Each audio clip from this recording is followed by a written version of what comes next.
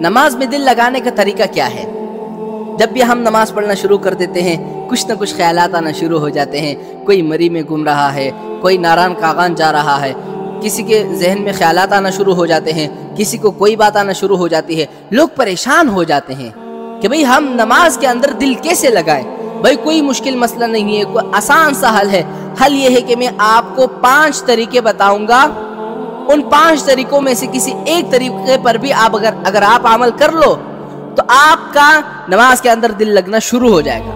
وہ 5 طریقے کون سے ہیں؟ بڑے آسان ہیں. ان 5 طریقوں میں سے کوئی ایک طریقہ اختیار کر لو. پہلا طریقہ یہ ہے کہ جب آپ نیت کر لیں نا نماز کی، نماز پڑھنا شروع کر دیں، تو آپ اپنے ذہن میں یہ تصور لائیں کہ مجھے اللہ دیکھ رہا ہے کہ میں کس طرح نماز پڑھ رہا ہوں، کس طرح تلاوت کر رہا ہوں، کس طرح قیام کر رہا ہوں، کس طرح رکوع کر رہا ہوں، کس طرح سجدہ کر رہا ہوں.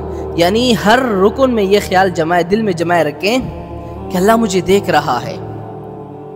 جب اس بات پر آپ نا 1-2 ہفتے پر عمل کرو گے، مشق کرو گے نا بار بار، تو انشاءاللہ نماز کے اندر آپ کا دل لگنا شروع ہو جائے گا، پھر خیالات نہیں آئیں گے. پہلا طریقہ ہو گیا.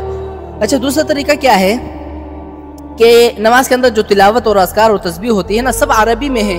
ہاں، پوری نماز عربی میں ہے، لیکن ان کا جو اردو ترجمہ ہے نا، اس کی طرف آپ غور رکھیں. جو پڑھے لکھے لوگ ہیں وہ تو یہ کر سکتے ہیں.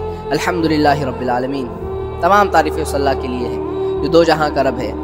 الرحمن الرحیم، جو رحمان الرحیم ہے. مالک یوم الدین، جو تمام جہانوں کا مالک ہے. اور سبحان ربی العظیم، سبحان ربی الاعلیٰ. ان الفاظ کی طرف غور رکھیں. جب غور کرے گا تو اس کو بات سمجھ میں آگی تو اس کا دل لگنا نماز کے اندر شروع ہو جائے گا. 2 طریقے ہو گئے. اچھا، تیسرا طریقہ یہ ہے جو بڑا آسان ہے اور اکثر لوگ اسی تیسری بات کو فالو کرتے ہیں.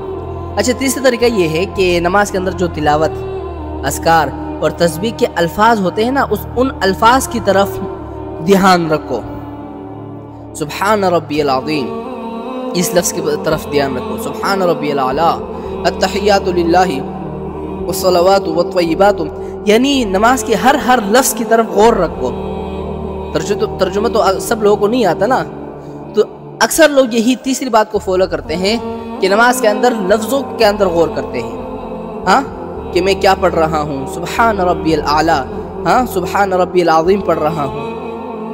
اچھا، تو چوتھا طریقہ کیا ہے کہ ذہن میں یہ تصور باندھے کہ میں بیت اللہ کو دیکھ رہا ہوں، بیت اللہ میرے سامنے ہے، کعبہ شریف میرے سامنے ہے.